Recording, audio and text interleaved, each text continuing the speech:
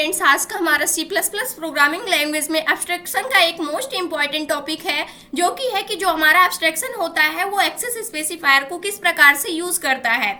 आज हम सीखेंगे कि एब्स्ट्रैक्शन यूजिंग एक्सेस स्पेसिफायर, यानी एब्स्ट्रैक्शन के अंदर एक्सेस स्पेसिफायर को हम किस प्रकार से यूज करके अपने डेटा को हाइड रख सकते हैं, और जो हमारे क्या होते हैं रिक्वायर्ड डेटा होते हैं उसको हम पब्लिक कर सकते हैं, और जो हमारे अननेसेसरी डेटा होते हैं उसको हम किस प्रकार से हाइड कर सकते हैं। यानी कि जो हमें डेटा हम चाहते हैं कि हमारा डेटा सिक्योर रहे, प्राइवेट रहे, उसको हम किस प्रकार से अपने डेटा को सिक्योर रख सकते हैं, और जिस डेटा को हमें पब्लिक यानी वर्ल्ड में आउटसाइड क्या करना है, शो करना है, उसको हम किस प्रकार से शो कर सकते हैं। तो सिंपल सा इसे हमें सीखना है। इसको हम प्रोग्राम में किस प्रकार से इम्प्लीमेंट कर रहे होंगे, किस प्रकार से इसका प्रोग्राम हम क्रिएट कर रहे होंगे, उसको भी हम साथ में सीखेंगे। सबसे पहले हम इसके कुछ पॉइंट्स को डिस्कस करते हैं, उसके बाद हम क्या करेंगे, एक एग्जाम्पल, रियल लाइफ एग्जाम्पल लेकर के वहां से आपको उसका कोड करके अच्छे से क्या करेंगे, क्लियर करेंगे आपके जितने भी डाउट्स होंगे। सबसे पहले हम स्टार्ट करते हैं। Access specifiers are the main pillar of implementing abstraction in C++। जो एक्सेस स्पेसिफायर होता है ये क्या होता है, मेन पिलर होता है एब्स्ट्रैक्शन को क्या करने का, इम्प्लीमेंट करने का, यानी कि बनाने का, क्रिएट करने का। सेकेंड पॉइंट हमारा क्या है, we can use access specifier to enforce restrictions on class members. For example से हम समझते हैं। फर्स्ट हमारा क्या है, ये दोनों पॉइंट जो है ये मोस्ट इंपॉर्टेंट है, ये आपको अच्छे से क्या करना है, समझना है। यहाँ पे members declared as public in a class can be accessed from anywhere in the program. जिस प्रकार से आपने एक्सेस स्पेसिफायर को नॉर्मल पढ़ रखा था, सेम वही चीजें हैं यहाँ पर, कुछ अलग नहीं है। लेकिन यहाँ पर हमें अपने एब्स्ट्रैक्शन में इसका हम सही यूज सीखने वाले हैं।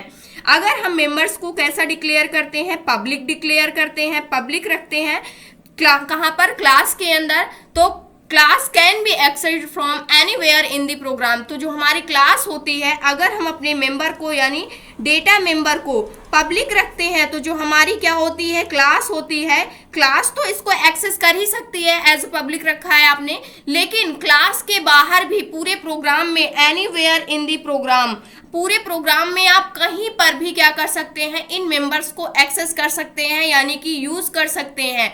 यानी आपका कोई भी ऐसा डेटा है जिसको आपने पब्लिक रखा हुआ है, तो चाहे उसको क्लास के लोग यूज करें, यानी कि आप स्वयं यूज करें, आप स्वयं भी यूज कर सकते हैं, और उसके जो आपके बाहर के लोग हैं, यानी कि जो पब्लिक है, उसको वो लोग भी आपके उस डेटा को क्या कर सकते हैं, एक्सेस कर सकते हैं, यानी देख सकते हैं, पढ़ सकते हैं, उसका यूज कर सकते हैं। यही मतलब होता है, अगर आप मेंबर को, डेटा मेंबर को एज अ पब्लिक डिक्लेयर करते हैं अपनी क्लास के अंदर, तो क्लास स्वयं तो उसको एक्सेस कर ही सकती है, लेकिन क्लास के बाहर जितने भी मेंबर्स होते हैं, यानी कि जितनी भी अदर क्लासेस होंगी, या फिर आप क्लास के बाहर जितना भी बड़ा प्रोग्राम होगा आउटसाइड, वो क्या करेंगे, सारे लोग उसको क्या कर सकते हैं, एक्सेस कर सकते हैं। नेक्स्ट पॉइंट हमारा क्या है, मेंबर्स डिक्लेयर्ड एज प्राइवेट। अगर आपके जो क्लास के मेंबर हैं उसको आपने एज अ प्राइवेट डिक्लेयर किया है इन अ क्लास, कहाँ पर, क्लास में, अगर अपने अपने मेंबर को प्राइवेट डिक्लेयर किया हुआ है, तो क्या होगा, कैन बी एक्सेस्ड ओनली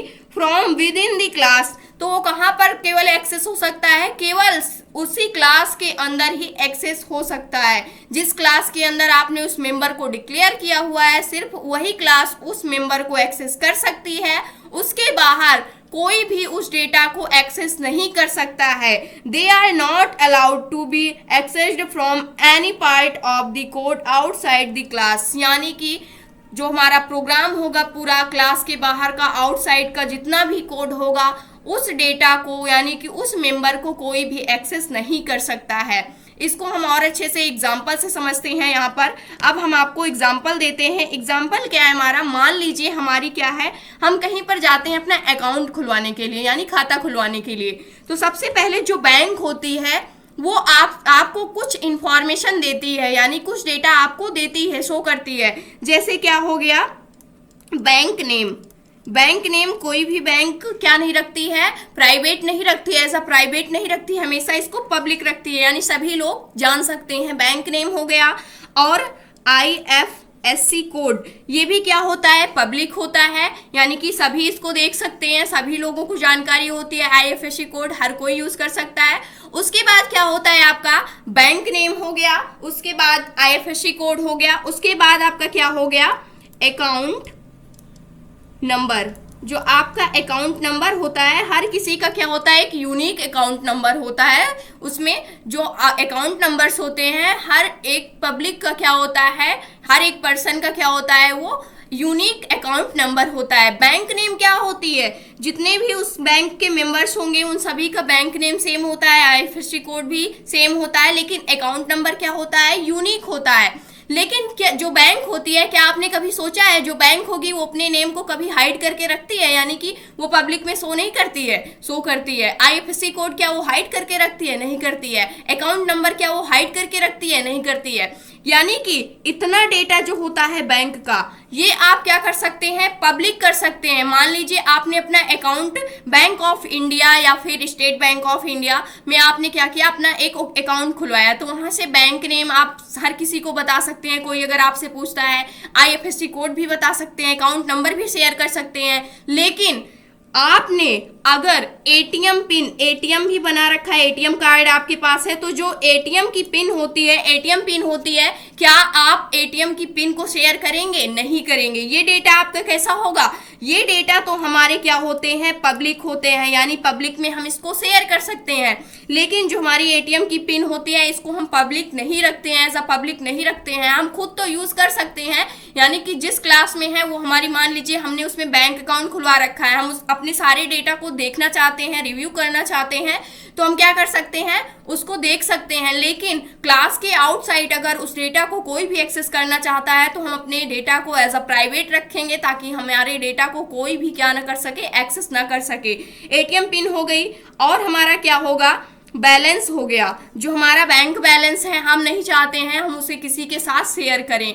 आप अपने बैंक बैलेंस को किसी के भी साथ शेयर नहीं करना चाहेंगे, ये भी क्या नहीं होता है, हमारा पब्लिक नहीं रखा जाता है। तो ये जो दो डेटा हो गए, ये हमारे क्या रखेंगे, एज अ प्राइवेट रखेंगे। तो इस प्रकार से यहाँ से आपको समझ में आया होगा कि बैंक की अगर डिटेल्स हमें कोई मांगता है हमसे, तो हम क्या दे देते हैं, बैंक नेम बता देंगे, आईएफएससी कोड बता देंगे, उसका अकाउंट नंबर बता देंगे। लेकिन अगर वो आपसे एटीएम की पिन वो पूछता है, तो आप नहीं शेयर करेंगे, बैलेंस पूछता है तो आप नहीं शेयर करेंगे।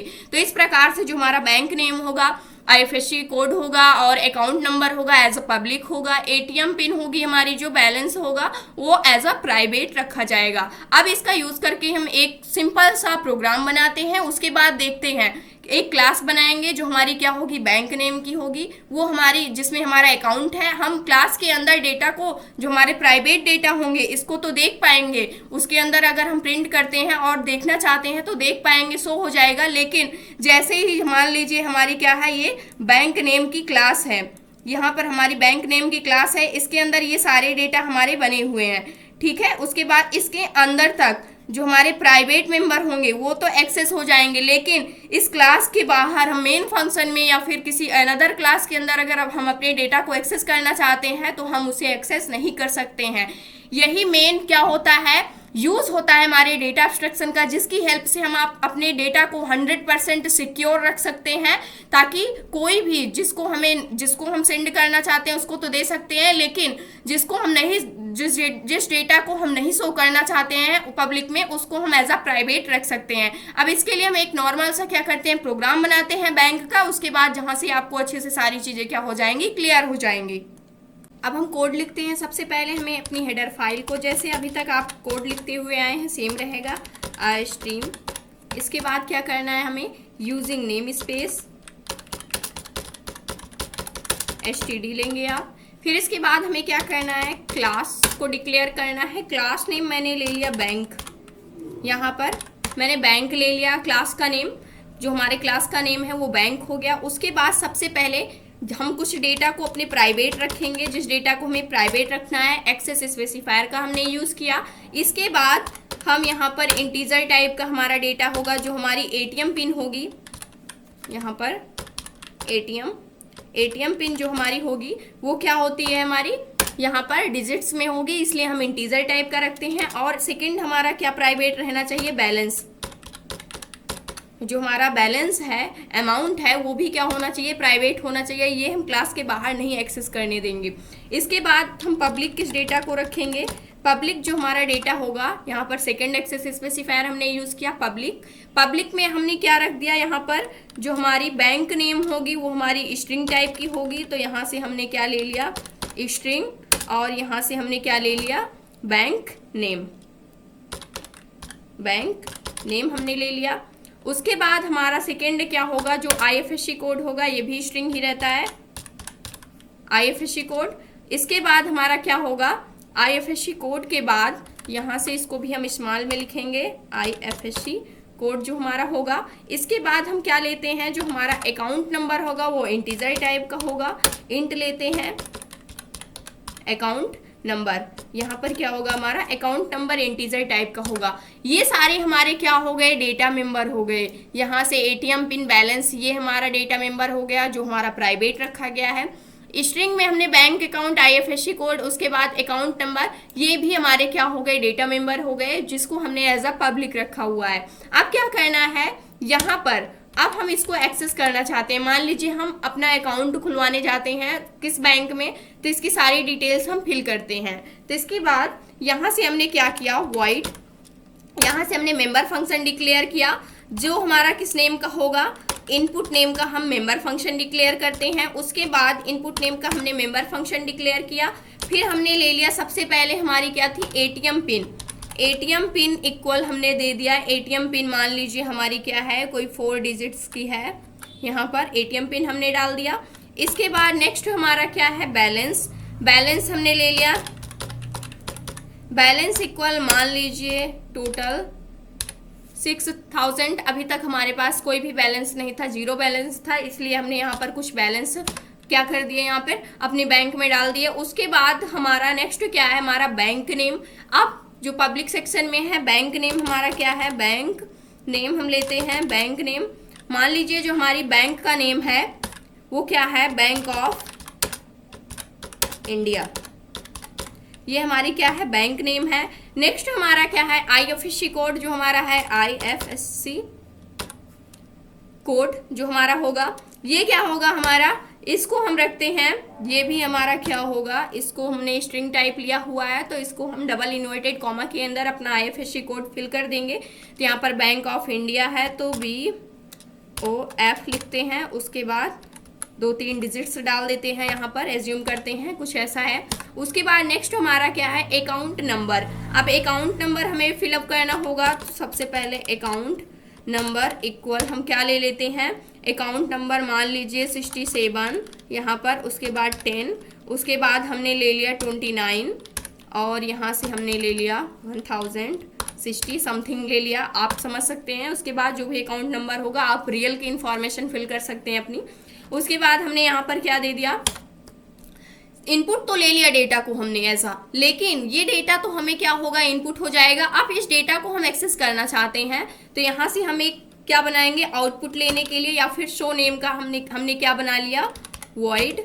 उसके बाद यहाँ से हमने शो नेम का क्या बना लिया, एक अनदर मेंबर फंक्शन बना लिया। अब यहाँ से क्या होगी, जो भी इंफॉर्मेशन होगी उसे हमें शो कराना है, जिसके लिए शी आउट की हेल्प से हम इस डेटा को क्या करेंगे, प्रिंट करेंगे। तो यहाँ से मान लीजिए ये क्या है, मेरी बैंक है जिसमें हमने अपना अकाउंट खुलवाया है, तो माई बैंक नेम, बैंक डिटेल्स, माई बैंक डिटेल्स, जो भी हमारी बैंक की डिटेल्स होगी उसको हम एक्सेस करना चाहते हैं, हम खुद ही एक्सेस करना चाहते हैं। इसीलिए हम कहाँ पर एक्सेस कर रहे हैं, क्लास के अंदर एक्सेस कर रहे हैं, क्योंकि हमारे जो डेटा है प्राइवेट है, जिसको हम खुद ही एक्सेस कर सकते हैं। मान लीजिए जो क्लास है ये हम खुद हैं, और ये हमारी बैंक है जिसमें हमारा अकाउंट है, और इसको, इस डेटा को हम खुद तो देख ही सकते हैं कि हमारा ATM पिन है क्या है और हमारा बैलेंस क्या है, हम खुद एक्सेस कर सकते हैं। सबसे पहले हम खुद एक्सेस करके देखते हैं, उसके बाद हम क्या करेंगे, क्लास के आउटसाइड एक्सेस करके देखेंगे इसको। इसके बाद नेक्स्ट हमारा क्या है, नेक्स्ट हमारा जो है वो क्या है, हमारी ATM पिन है।